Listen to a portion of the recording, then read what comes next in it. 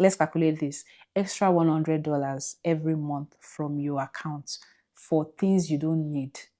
If you're able to delete that, that's 100 times 12 in a year. That's extra 1,200 that you have in your account. One of the major things I've learned after living in Canada for almost 4 years now is that a lot of money that we lose is not only from one expense. It is usually from all the small expenses that now pile up into a lump sum. Today, I'll be sharing some things you can do to make you save thousands of dollars. This video is not only for my people in Canada. You might be in the US, you might be in the UK, just people in diaspora in general. The first thing I would say is cancel those subscriptions. I'm talking to you. You see, truth be told, all those monthly charges add up so fast. And I'm actually talking from experience.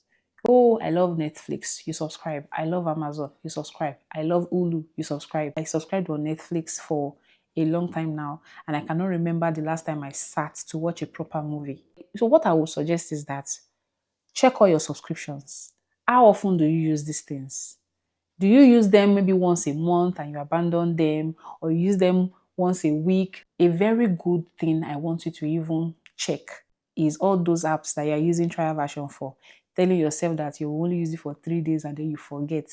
It's very tricky because all our card details are saved on the phone, and you see something, you're like, I want to try this thing out, and you just put it on trial version. They've already asked for your card details. I have made these mistakes several times. I will just check and I will see that, what did I subscribe for? And this app is not even functioning like I want it to.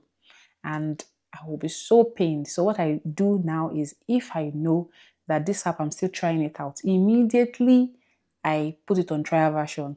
I'll quickly go and cancel that subscription so that by the time the trial ends, the whole thing ends as well, before they go and deduct my money. There are some apps that we make use of and they have lots of ads.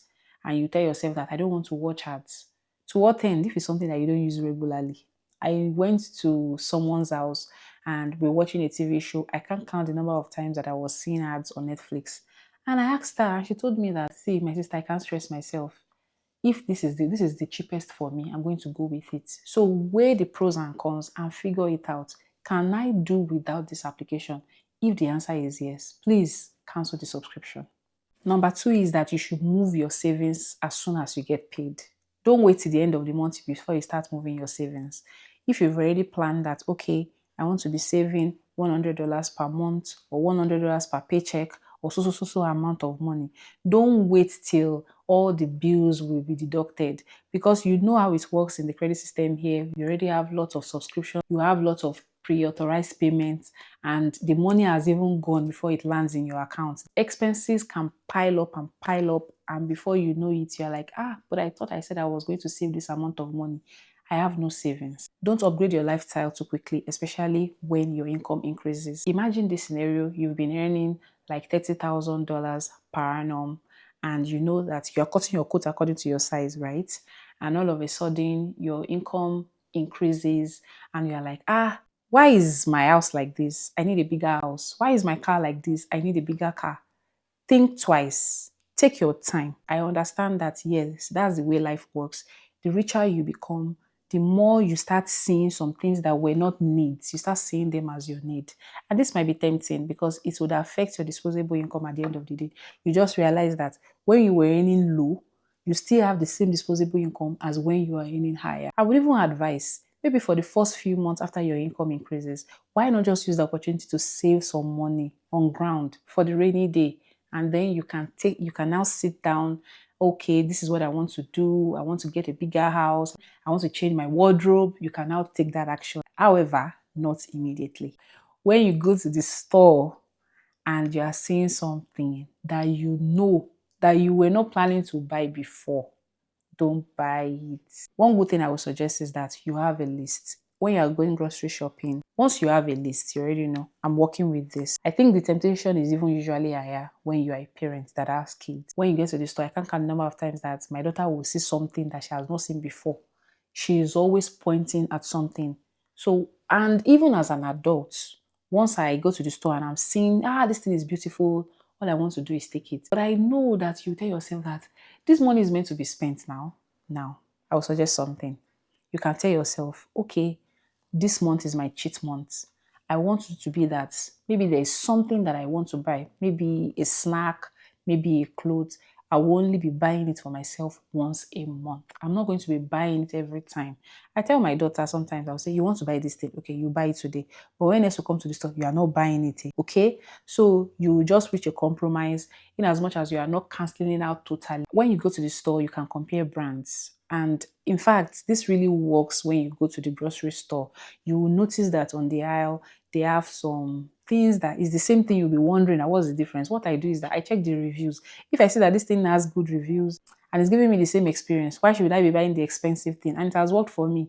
In fact, I can't count the number of items I buy from the store that the price difference is a lot from what I used to buy before. I'm not saying that you should just say, I want to be buying cheap things. No. But you will see that if it is giving the same value, the one that is seen as a little more expensive is giving you, there is no point. All of them, they have different brands. And see, people will still buy it. But I'm just talking about things that you know that are essentials. And the same also goes for clothes. It doesn't mean that anybody's above buying designer items. Don't get me wrong. But I'm saying that you are trying to save some money, especially when you are like, okay, I need money to do this thing.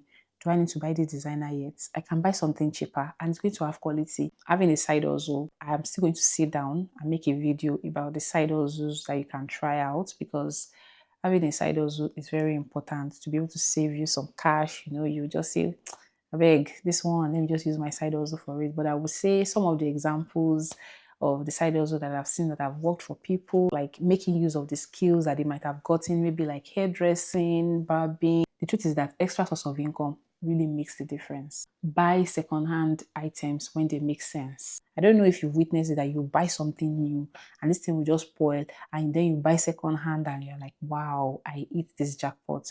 So I would say that you can research. We have a lot of stores that sell secondhand items. It doesn't mean that it's all the time that one will be lucky. But when you want to buy things for your children, especially maybe all those books, especially books, toys for your kids, you will see them in the store. The new one will be very expensive, and these children, they play with toys today. Before you know it, they don't want to play with those toys again. You can just go to there are a lot of them that we buy from. If I can't remember any place, I can remember Value Village. I know quite alright that there are some thrift stores. Now, when you see the prices of their clothes, it will be more expensive than you buying a new one. That one, I'll be sincere. Sometimes I'm like, when I can buy a new one. But it's not only clothes they sell there. Even couches. When we just moved to Canada, we bought some things that are fairly used. Nice couches, secondhand as well, like Facebook Market. As long as the seller has very good review, it doesn't mean that everything you just say, I must be the one to unbox it. I know that. I'm also someone that usually feels like I want to buy something new, but I try to balance it out to buying something that you really think you need. I would suggest that you don't buy it immediately. Give yourself like 2 to 3 days and figure out if you still need it. There are lots of times that I've bought something that I thought I needed, and when I had more information, I realized that I didn't need it in the first place. And then you have to be going through the stress of returning this item. So what I do now is that even if I know that I need something, I can put it in my cart and wait and tell myself, okay, do I still need this thing? If after 3 days you realize that you still need it, you can go for it. I made one video that I talked about one of the financial mistakes I made. I'm going to say it here again. If you have a device that is still working well, don't dispose it yet. I know upgrade is very easy. I was telling my husband that when I finish paying for this one, I'm not sure if I want to get a new one. The final thing I would suggest is that you track your spending from time to time. By the time you even have that list, you'll be able to do scale of preference, and you have opportunity costs. I don't know if you can relate to this. I studied economics. Which one can I forego? But you might not really know unless you sit down and make that list of all those expenses. Let's calculate this. Extra $100 every month from your account for things you don't need. If you're able to delete that, that's 100 times 12 in a year. That's extra 1,200 that you have in your account. So please, let's put this thing to action. If you think there is any other thing we can do to help us save some money, please just drop it in the comments for people who might really need this and are willing to work on it. If you've not subscribed, what are you waiting for? Thank you for watching. I'll see you in my next video.